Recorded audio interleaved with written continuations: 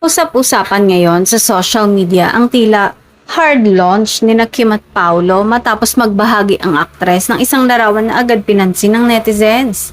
Sa naturang post, makikita ang kamay ng isang lalaki na hinihinalang pagmamayari ng aktor na lalong nagpasiklab sa kilig ng kanilang fans. Hindi man tahas ang ipinakita ang muka, mabilis namang napansin ng mga netizens ang detalye ng kamay. Mula sa hugis nito hanggang sa mga naunang litrato ni Paolo na tila nagkumpirma sa kanilang hinala. Dahil dito, marami ang nagsabing ito na ang pinakapaandar na indikasyon ng kanilang relasyon. Matagal nang inuugnay sina Kim at Paolo sa isa't isa lalo na matapos silang magsama sa ilang proyekto at public appearances.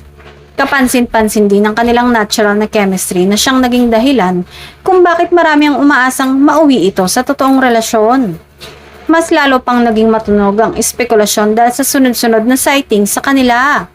Mula sa mga out-of-town trips hanggang sa di umano'y sabay na pagpunta sa ilang lugar. Kahit walang kumpirmasyon, tila unti-unti na nilang ipinaparamdam ang kanilang closeness sa publiko. Sa kabila ng intriga, nananatiling tahimik ang dalawa pagdating sa tunay na estado ng kanilang relasyon. Para sa kanilang fans, sapat na ang simpleng kamay reveal bilang isang soft confirmation ng kanilang ugnayan. Kung ito man ay isang hard launch o simpleng pagpapakilig lamang, malinaw na kinagigiliwan nito ng publiko at patuloy na sinusubaybayan ang bawat galaw ni Kim at Paolo.